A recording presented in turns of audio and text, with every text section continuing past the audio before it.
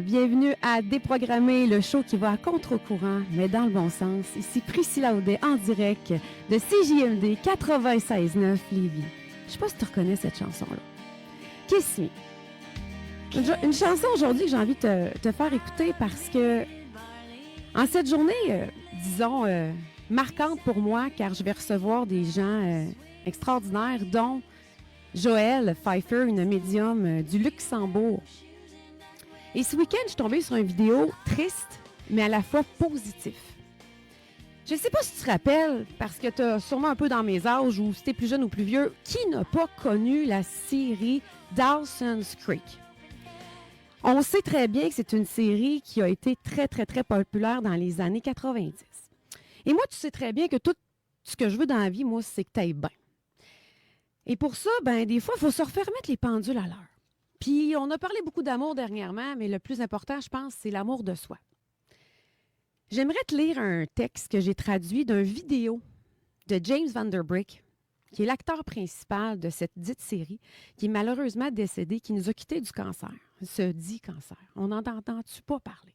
Mais t'inquiète, là, j'ai pas le goût de te faire juste pleurer, mais je vais être content si quand même ça touche, mais le but, moi, c'est que tu te sentes bien après. Écoute bien ce que cet homme a réalisé. Et cette année, ça a été l'année la plus difficile de ma vie. J'aimerais te partager quelque chose que j'ai appris. Quand j'étais plus jeune, je me définissais comme un acteur. Mais ce n'était pas vraiment satisfaisant. Après, je suis devenue un mari. Ah, ça a été vraiment mieux. Puis après ça, je suis devenue un père. Ah là, ça a été l'ultime bonheur. Et là, je me sentais accomplie. Je me définissais comme un père aimant, fort, capable. J'étais un support, j'étais même un pourvoyeur pour ma famille. Je m'occupais du terrain. Je me sentais tellement chanceux d'être en vie. Puis un jour, je me sentais tellement qui je suis, c'était simple. Et cette année-là, j'ai pas eu le choix de regarder ma mort dans les yeux. Face à face avec la mort, toutes les définitions, comment je me définissais, ça s'est tout écroulé. Je devais m'absenter pour les traitements. Alors, j'étais malade. Je ne pouvais même plus être un mari. Je n'étais même plus capable d'avoir le support pour ma femme. Je ne pouvais même plus être le pourvoyeur parce que je ne travaillais plus. Je ne pouvais plus être un père. Je n'étais pas capable de prendre mes enfants dans les bras et aller les border la nuit. Je ne pouvais même plus m'occuper du terrain. Je n'étais pas capable d'accueillir des prunes dans les arbres. Et là, j'étais face à moi-même avec la question. Je me suis dit, OK, là, qu'est-ce qui se passe avec moi? Je suis rendu un homme trop maigre, trop faible, avec un cancer. Je suis qui? Qu'est-ce que je suis? J'ai médité. Ah oui, il a médité. La réponse lui est venue. Je suis digne de l'amour de Dieu, simplement parce que j'existe. Et si je suis digne de l'amour de Dieu, je devrais être digne d'être du mien aussi. Puis là, il ne faut pas capoter avec Dieu, c'est ça qu'il nous dit. C'est juste ça qu'il y a eu comme réponse. Au même moment que j'avance dans la guérison, je voulais absolument vous partager cette révélation-là qui est venue à moi avec les prières. Et tout l'amour que j'ai reçu, je voulais juste vous la partager. Si Dieu ne résonne pas avec toi, tu peux l'appeler n'importe comment. Moi, tout ce que je veux, c'est que tu continues. Fait qu'aujourd'hui, j'aimerais qu'on prenne le mot de James Van Der Beek puis qu'on se l'applique à tous et chacun. Qu'un homme qui est décédé du cancer, qui s'est rendu compte qu'il n'était plus rien, qui ne se définissait plus par rien. Fait que si aujourd'hui, là, tu travailles parce que tu gagnes beaucoup d'argent ou tu as des belles conditions, mais peut-être que ton travail, c'est pas quelque chose qui est bon pour toi. Parce que si tu te définis par ça, le jour que tu vas faire face à la réalité de la vie, tu vas faire, c'est peut-être pas ça que j'aurais dû donner toute mon énergie. L'important de l'amour de soi commence aujourd'hui, puis c'est pas quand tu vas perdre 10 livres, puis c'est pas quand tu vas gagner plus cher. Alors, sur une note plus positive, quand on parle de talk show connu, on parle de commercial, on parle de commerciaux, on va parler de pub. Et là, aujourd'hui, dans l'émission, mon but, comme je vous dis, le show déprogrammé à contre-courant, mais dans le bon sens, on va essayer de comprendre en profondeur qu'est-ce qui se passe avec le marketing. On entend souvent parler des pubs marketing, on voit les annonces et tout ça, puis je suis sûre que tu te dis que ça n'a pas d'impact sur toi. Mais je t'annonce qu'en réalité, ça n'a plus qu'on peut penser. Alors aujourd'hui, j'ai décidé d'inviter nul autre qu'une spécialiste dans le domaine. Elle a sa propre compagnie dans le marketing. Elle est spécialiste en rebranding. Mais aujourd'hui, on va aller approfondir des questions qui me tiennent vraiment à cœur. Parce que je ne sais pas si toi, là, mais la meilleure pub qui m'est venue comme souvenir, c'est Juicy Fruit, la gomme. Juicy Fruit renversante. Je ne sais pas si toi, tu as l'âge de te rappeler de la Juicy Fruit dans le parquet vertical, là, que tu t'as plié en serpent sa langue. Là. Mais moi, j'aurais jamais fait ça si j'avais pas vu la pub. Fait que je sais pas si tu sens l'odeur sucrée de la Juicy Fruit en ce moment, puis tu goûtes le petit goût poudreux de la gomme dans le papier d'aluminium. Là. Mais sur ça, je te présente Justine Clavet qui va venir nous clarifier les idées et nous aider à comprendre un peu ce qui se passe avec tout le branding et le marketing. Alors, bienvenue au studio, Justine. Merci. Alors, tu vas nous parler un peu aujourd'hui de tous ces sujets-là. Exemple, les fameux points Starbucks, c'est positif pour nous? Oui, exact. Donc, en fait, qu'est-ce que je voulais faire un petit jeu? Juste parle plus proche du micro pour que les gens t'entendent bien. Est-ce que ça fonctionne? Alors, OK, bon, super. Oui. Je pense que ça fonctionne, là. Bon. Alors, génial. Fait que tu disais que là, comme les points Starbucks, est-ce que c'est quelque chose qui est positif pour le consommateur ou c'est plus positif? Puis là, je vois que notre co-animateur, je vais allumer son micro parce que j'ai invité plein de monde en studio. On a William aussi qui va être avec nous toute la journée. Salut, testing. One, two. Il est arrivé avec un café Starbucks. Puis je dois t'avouer que moi aussi, il est caché là-bas. Je le bois pas en ondes, mais j'en ai toujours un. Alors, je te laisse te présenter. Je pense que j'ai quand même bien mis la table. Parle-nous de qui tu es, puis vers où qu'on s'en va dans ta chronique. Bien, parfait. En fait, comme que tu l'as bien dit, je m'appelle Justine, je suis copropriétaire d'une agence marketing. Donc, en fait, aujourd'hui, j'avais envie de vous parler un peu les mythes versus réalité. Donc, en fait, c'est jamais des fois des questions en marketing. Est-ce que c'est vraiment vrai? Est-ce que c'est pas vrai? Donc, en fait, j'ai un petit jeu pour vous. Je vais vous poser une question, puis vous me dites si vous pensez que c'est un mythe ou une réalité, puis après, on va pouvoir en discuter. Est-ce que le succès de Starbucks vient du café? Est-ce que c'est un mythe ou une réalité? Ben là, moi, William, j'ai envie de dire, c'est sûr, c'est un mythe. Parce que moi, j'y vais, puis des fois, je me dis, tu sais, c'est même pas le meilleur, mais il y a aussi la facilité de s'y rendre et la rapidité et la constance du service. Oui, puis qu'ils mettent ton petit nom sur ton Ouais, j'aimais mieux quand il écrivait à mitaine. Ils n'ont plus le temps, là. C'était plus hot. Mais je pense que c'est un mythe. Ben, en fait, vous avez 100% raison. C'est un mythe. En fait, qu'est-ce qui rend le succès de Starbucks? C'est vraiment l'expérience globale. Ouais. Donc, tu sais, l'ambiance, le design, justement, les boissons personnalisables, que notre nom est marqué sur le gobelet. Donc, le café, oui, c'est important, mais c'est vraiment l'expérience globale qui va venir justifier le prix et vraiment fidéliser les clients. Que leur vrai génie, là, c'est vraiment d'avoir transformé un produit banal comme le café du quotidien, mais l'avoir mis en rituel. Donc, vraiment, tout le monde, c'est comme vous, on a la meilleure preuve. Les deux ici, vous avez votre café Starbucks, donc c'est vraiment rendu un rituel. Aussi, un autre exemple concret, le fameux Pumpkin Spice Latte. Oh my God! Que c'est devenu un phénomène viral. Donc, en fait, c'est un de leurs plus grands succès marketing de Starbucks, là. Donc, en fait, qu'est-ce que ça fait, ce phénomène-là? Des files d'attente à n'en plus finir. L'automne, aussi plusieurs publications sur Instagram de personnes qui en consomment. Puis aussi, ça génère des millions de revenus pour Starbucks. Donc, les gens ne vont pas acheter un café aromatisé, ils vont vraiment acheter le feeling de l'automne. Et justement, on parle beaucoup des entreprises qui cherchent tout le temps des employés, qui ont de la misère à avoir du staff, mais tu sais, c'est drôle que les Starbucks en manquent pas d'employés, eux autres. Fait que je pense que c'est des deux. Il y en a qui ne veulent pas travailler, mais aussi l'offre de service où aller travailler est peut-être moins alléchante dans d'autres secteurs que... Exact. Ben en fait, maintenant, le marketing, c'est important, oui, pour se faire connaître, mais aussi pour la rétention du personnel, puis aussi faire en sorte que dès qu'il y a un poste qui s'affiche, ben, les gens vont dire « Hey, moi, je vais aller travailler à cet endroit-là parce que j'ai déjà vu leurs conditions, j'ai déjà été là, ça a l'air le fun, être avec les collègues. » Fait que c'est vraiment, oui, le marketing, mais il faut penser à plus large aussi pour la rétention des employés puis la facilité de recrutement, là. Bien, ça fait tout son sens. Puis ça me fait penser aussi, comme tu avais parlé aussi de... Moi, c'est vraiment la facilité de commander. Peu importe qui t'envoie, même ton chum, il y a des mots parce que, tu sais, moi, je vais aller ailleurs dans une autre chaîne populaire puis je veux absolument avoir ce que je commande chez Starbucks qui est super simple, qui est un Americano Misto, lait de soya décaféiné. Est-ce que c'est compliqué pour vous autres, ça? Un peu, oui. Mais bref, c'est ça. C'est pour ça que je vais là. Dans Exact. le fond, c'est... Et on dit aussi, les gens, si vous êtes en train de vouloir développer un produit, cassez-vous pas la tête de savoir si les gens le veulent. Si vous allez faciliter la vie des gens, les gens vont vouloir payer pour ça. Je pense que, tu sais, William, tu es en affaires et tu le sais très bien. Ouais. Tu sais, on a tout du café à la maison, là. Oui. Mais c'est ça, c'est qu'on va aller chercher la facilité. Puis la constance du goût Starbucks. C'est vraiment ça. Puis c'est pour ça que je vais au Normandin aussi. Je sais que ça goûte. C'est ça. C'est pas compliqué, là. On sait que la soupe aux légumes est là. C'est réconfortant, je pense. Mais là, ça faisait longtemps que je n'étais pas allé, là, honnêtement. Là. L'autre fois, j'ai mon café que j'avais T'amènes toujours tes choses de la maison, honnêtement. Oui, d'habitude, c'est dans ça, le studio. d'habitude. Mais là, non. Un matin, j'ai fait un petit croche. C'est drôle. On ne savait pas qu'on allait faire. C'était pas stagé. Ah. Alors, ensuite, par rapport à ça, est-ce que quand même, Starbucks sont assez durs à détrôner côté marketing?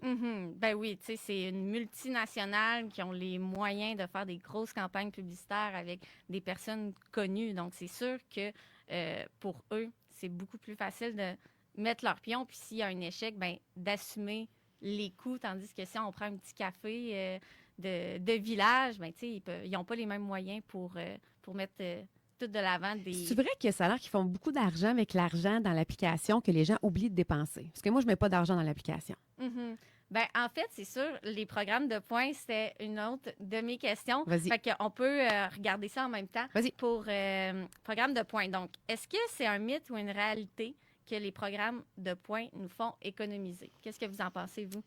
Moi, je pense que c'est un mythe, un peu pour la raison que tu as évoquée, là, Priscilla, là, dans le sens que, tu sais, d'avoir beaucoup de gens qui sont... Moi, le premier, là, tu sais, des fois, je vais à l'épicerie et ma blonde, t'avais-tu la carte, moi? C'est sûr que j'ai pas ça. Hey, mais je dois rectifier qu'à l'époque, là, des années, quand ça a commencé le programme avec le métro, bon, pour pas le nommer, là, moi, j'ai fait des sous avec ça. On recevait des chèques par la poste. Mais moi, l'affaire des timbres et des rabais d'essence, là, tu me perds, là. Mais maintenant, je vois plus l'intérêt, mais avant, ça a été pertinent. Ouais. Puis il y a une autre grande chaîne que je nommerai pas, que moi, je trouve que je fais des sous avec ça parce que je suis tout le temps rendue là. Mais c'est peut-être dans ma tête, mais ça nous fait dépenser plus. Fait que c'est un mythe, mais j'ai envie de dire dans le milieu. En fait, 100% raison, Priscilla. En fait, c'est un mythe, mais avec un fond de vérité. OK. Tu sais, les programmes de points, oui, peuvent nous faire économiser, mais c'est vraiment, c'est pas leur objectif premier. Tu sais. Leur rôle, ça va vraiment être de nous inciter à revenir plus souvent, à dépenser toujours un peu plus, puis vraiment de fidéliser la clientèle. Psychologiquement, là, quand on accumule des points, c'est le même mécanisme qui va s'enclencher si on va jouer à des jeux de loterie, par exemple. On veut toujours compléter la barre. T'sais, on veut passer au prochain niveau. On ne veut pas perdre nos points qu'on a déjà accumulés. Fait que, tu sais, qu'est-ce que ça va faire, ça? C'est qu'on va toujours dépenser plus que qu'est-ce qu'on aurait réellement dépensé sans le programme de points. Donc, oui, on peut économiser un peu, mais les marques, eux, qu'est-ce qu'ils gagnent? C'est vraiment qu'ils vont apprendre sur notre comportement. Tu sais, et c'est vraiment le but, c'est de collecter des données. Fait que par exemple, pour Sephora, leur fameux programme de points, eux, pourquoi ils l'ont mis de l'avant? C'est vraiment pour la collecte de données. Donc, sans leur programme, là, ils vont pas savoir que j'ai acheté mon mascara en février, puis qu'au mois de mai, j'en ai probablement besoin d'un nouveau. OK? Ça, ces programmes-là nous permettent vraiment d'avoir de la personnalisation. Fait que grâce à nos achats, on va pouvoir recevoir des infolettes. « Ah, votre fond de teint est bientôt fini. 15 de rabais sur votre prochain achat. » Puis aussi, ça va nous permettre vraiment d'avoir une illusion d'économie. Quand on va là, au Sephora, par exemple, pour notre fête, on a un petit cadeau. Ouais. Tu sais, c'est des formats qui sont miniatures, que ça coûte quasiment rien à Sephora d'avoir. Mais pour nous, on est comme, hey, on a fait un aubaine. On a vraiment l'impression que c'est précieux, là, ce cadeau-là. Mais, tu sais, en fait, on a quand même acheté les autres produits au gros prix qu'on aurait acheté pareil. Fait que, tu sais, ça, c'est vraiment, oui, on va économiser un petit peu, mais au final, ils font plus de profit avec les achats qu'on a faits que les cadeaux qu'on a en retour. Là. C'est drôle parce que j'ai été propriétaire d'un salon où je faisais de la revente et tout ça, puis j'en fais encore en ligne, mais j'ai pas cette... Je devrais l'avoir plus. Finalement, 100% des gens avec qui on fait affaire, les compagnies à qui on achète, ils ont un plan en arrière. Fait que c'est pas juste pour être gentil et tout ça ou bien juste nous rendre service. C'est de la manipulation. Puis j'avais étudié certaines techniques de marketing, puis il y en a qui sont plus vicieuses que d'autres. Ouais. Mais bon, est-ce qu'on peut s'en sortir? Parce que j'ai l'impression que même moi, des fois, je fais comme, ben voyons donc, comment ça je fais ça? Ça m'a donné le goût de le faire malgré ça. Tu sais, il y en a qui disent, la Saint-Valentin, je ne fête pas ça, c'est commercial. Je t'annonce que tu fêtes Noël, là. Tu sais, à un moment donné, c'est que Un plus un égale 2. Fait que je comprends, mais en même temps, pourquoi tu fêtes Noël? Parce que Noël, c'est commercial aussi. C'est la même chose. Mais on embarque la fête des pères, la fête des mères, ça a été créé aussi pour aller remousser les ventes et tout ça, tu sais. Puis ça nous fait des occasions de se voir. En même temps, il ne faut pas voir ça seulement négatif. Mais y a-tu un petit pourcentage qui est vraiment juste genuine, juste gentil? Non, c'est comme tout calculé. Ben moi, je suis vraiment la façon de penser. Il y a du marketing qui est partout. Tu sais, Ouais, oui, c'est ça. ça peut partir d'une bonne intention, mais au final, pour que les entreprises soient rentables, doivent faire du profit. Tu sais, sinon, sans profit, ben ça marche pas. Fait que c'est sûr que oui, certaines entreprises, ça peut être généralement profondément gentil, mais tu sais, quand c'est le cas des multinationales comme McDonald's, Starbucks, c'est sûr que tu sais, ils ont toujours une idée derrière la tête. Là. McDo avec le café gratuit. C'est ça. Tu sais, Le beigne, là, qui donne un beigne gratuit. Ouais. mhm, Ouais. exact. Il fait, ouais, Ouais, ça, ouais. c'est juste du gras. J'ai eu la chance d'avoir un client à l'époque qui avait déjà eu un magasin, pas Mais magasin. c'est du gras gratuit. Ouais, c'est ça. Faut quand même pas. Il m'avait dit que, lui, à l'époque, il avait un restaurant de beignes, là, je sais pas comment dire ça, puis il m'expliquait que la recette de Krispy Kreme, c'était, il dit, je sais pas le pourcentage, je me rappelle pas, mais de graisse, là, il y a presque rien d'autre dans ce produit-là. Là. La bonne Crisco. Mais j'aimerais mieux la Crisco que, j'aime mieux la graisse animale que la graisse végétale. Mhm. Ben, en tout cas, ça, c'est un autre débat. Ouais. On ne rentrera pas là. Alors, génial. Alors, pour la suite des choses, est-ce qu'on peut s'en sortir? Ou on est toujours victime? Ben, on peut s'en sortir, être un consommateur plus éduqué, mais tu sais, c'est de faire nos devoirs aussi de notre côté, puis vraiment connaître les pièges traditionnels, puis après, en connaissance de ça, ben, on peut prendre des décisions qui sont plus éclairées, mais c'est sûr que meilleur moyen pour pas avoir tombé dans ces pièges-là, ben, c'est vraiment d'être dans sa bulle, pas avoir de cellulaire, tu sais, pour pas avoir de publicité, puis vraiment prendre des décisions qui sont basées sur ses besoins à soi. Fait que, tu sais, oui, c'est possible, mais est-ce que c'est réaliste dans notre société d'aujourd'hui? Je pense pas. C'est difficile. Je pense que pratiquer la kinésie, qui est, mettons, tu mets ta main sur ton cœur, puis tu demandes t'écoutes la réponse, savoir si tu en as réellement besoin, comme dirait McSween. Est-ce que j'en ai réellement besoin? Tu sais, quand on se pose la question, souvent, on va remettre les choses dans le panier. Là. C'est ça. Même à l'épicerie, des fois, tu sais, des suringrédients parce qu'on pense qu'on en a besoin. Ou C'est- parce que c'est en spécial, qu'on se dit, Ah, peut-être. ça, c'est une autre c'est affaire, ça. En spécial, on pense que ça vaut la peine Mhm. d'acheter, on achète plus. Ben, Ouais. c'est le market. Ça, c'est le côté marketing, mais tantôt, ça me sonnait une cloche. Tu as parlé d'expérience client chez Starbucks, puis ça m'a fait penser, bon, ben moi, je suis en affaires. Tu sais, tu as parlé d'expérience client, ben, les données. Tu sais, nous autres, quand on installe des systèmes pour des clients, des choses custom, ben, on a des automatisations, nous autres, qui nous montrent, il se sert presque pas. Tu sais, parce que ça t'aide aussi à mieux servir. Mhm. On est capable de dire à ton client, hey, tu te sers pas de cette fonctionnalité-là, mais ça te sauverait, tu sais, puis veux-tu qu'on te le montre, Fait que ça peut servir à ça aussi.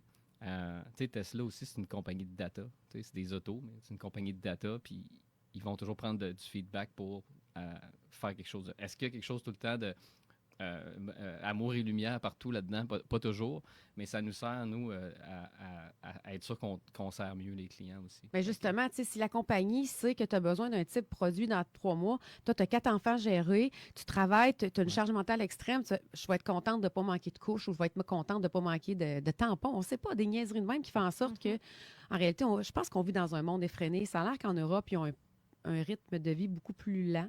Je Ouais. connais quelqu'un qui habite, son chum, il joue au hockey en Europe, puis elle m'avait dit ça, elle dit, la vie est beaucoup plus relaxe là-bas. Tu sais, les marchés, tu sais, les grosses épiceries ici très américanisées, qu'on a des produits à l'année, là, en grande quantité, c'est pas de même partout dans le monde. Là. Les gens vont vivre au rythme des saisons, au rythme de ce qu'ils ont Il y a disponible une aussi. saisonnalité. Ouais. Oui, je pense que ça nous nuit ce qu'on pense qui nous aide, Oui, c'est clair. d'avoir accès à tout. Mhm. Et La quand facilité, tout est accessible. Fait que, tu sais, c'est sûr que ça a un impact sur notre perception puis la façon de voir la vie comparativement, justement, comme tu dis, en Europe, ben, c'est pas le même mode de vie. Fait que ça a un impact aussi sur leurs décisions de consommation, là. Exactement. Ouais. Et Amazon Prime, Oui, Amazon Prime, en fait, est-ce que, mythe ou à réalité, est-ce que vous pensez que Amazon va perdre de l'argent sur certaines ventes? c'est sûr que oui. Les autres, ils font tellement du volume, excuse-moi, c'est sûr que oui, désolé. Ben, c'est peut-être le principe du loss leader en vente. L'espèce de genre, quand j'étais en vente, on appelle ça des hot dogs, là, en voulant dire, tu sais, là, ça va trahir mon âge, mais dans le temps, on vendait des lecteurs DVD à 50$ pour attirer le client dans le magasin, puis ils vendent une TV à 3000. Dans ce temps-là, c'était cher, les TV. C'est ça. Fait que peut-être en ce sens-là, mais sinon, c'est pas dans leurs habitudes de vraiment perdre de l'argent, c'est calculé, puis... Donc, en fait, la réponse, c'est que c'est vrai qu'Amazon va se permettre de perdre de l'argent sur certains produits.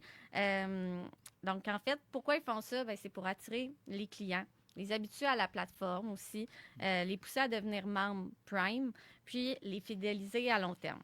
Donc, c'est vraiment une stratégie classique, ça. On va perdre un petit peu aujourd'hui, mais on va en gagner beaucoup plus dans plusieurs mois. Donc, le fameux programme Amazon Prime. Donc, pour 100 $ par année, on a la livraison rapide et gratuite.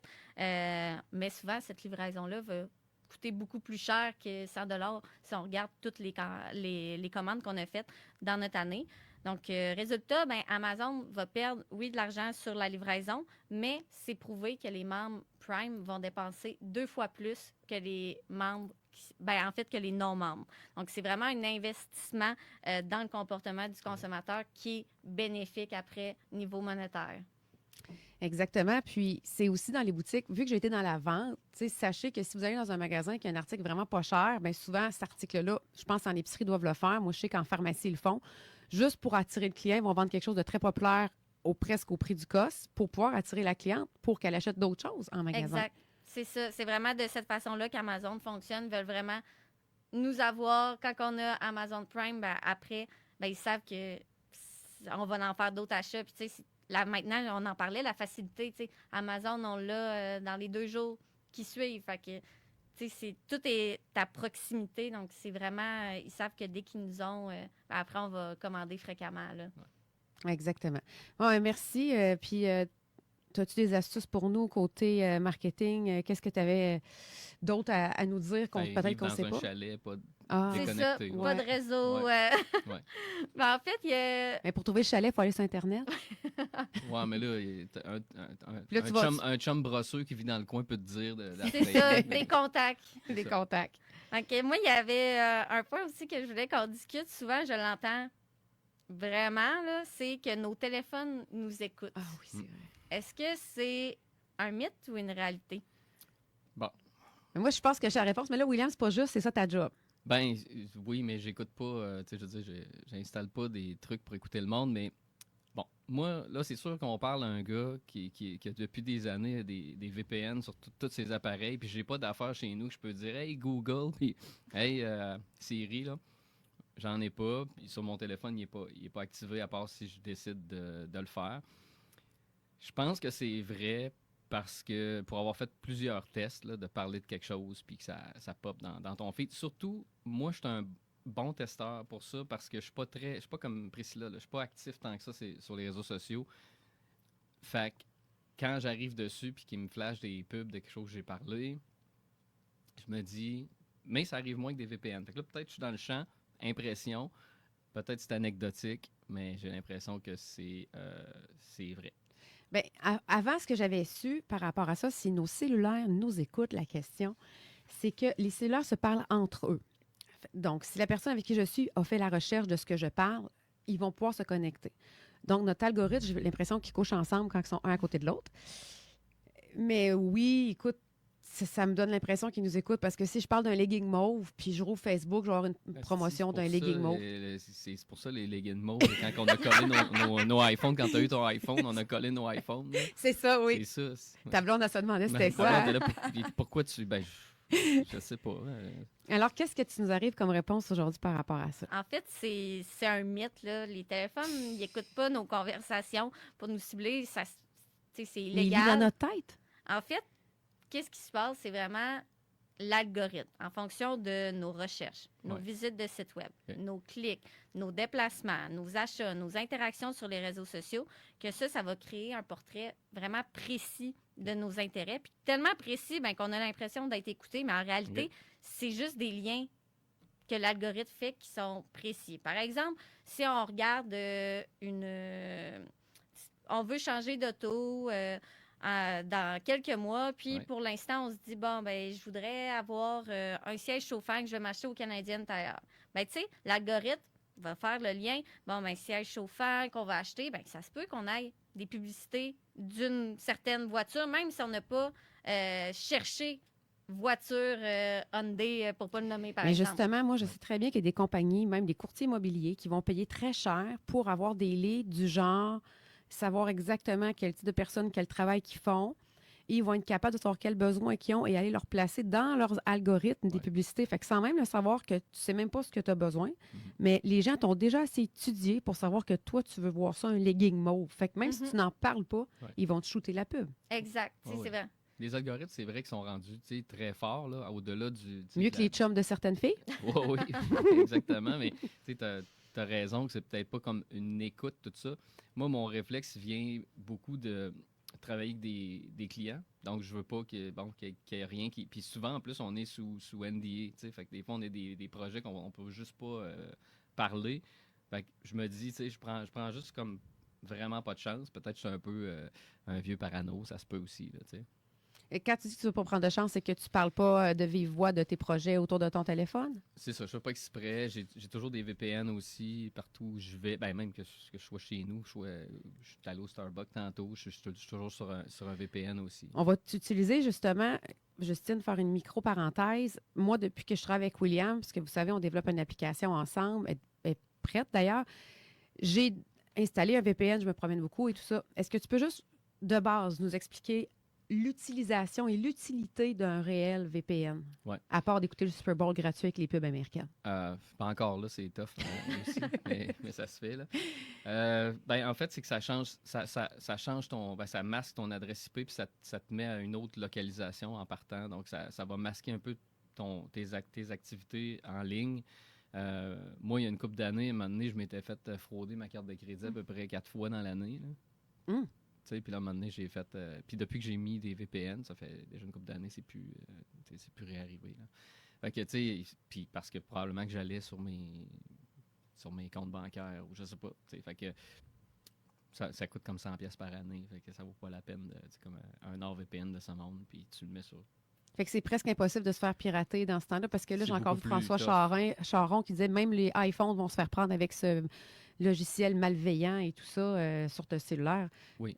Ben, tu sais, en fait, moi, je l'ai sur mon téléphone, sur mes ordi, tablettes, tout ce que tu veux, c'est que tu réduis grandement les chances, là. Tu sais, je te dis pas que c'est impossible, mais en plus, tu as un monitoring de dark web aussi. Si tes infos ont fuité sur le dark web, tu vas avoir une alerte, tu vas pouvoir aller voir c'est quoi, c'est de corriger ça aussi. Fait que tu peux attraper des trucs pas mal. Ça va être plus devenu vite. une normalité bientôt, je pense, avoir un abonnement à un VPN pour tout ce qui se passe puis notre protection. Ouais.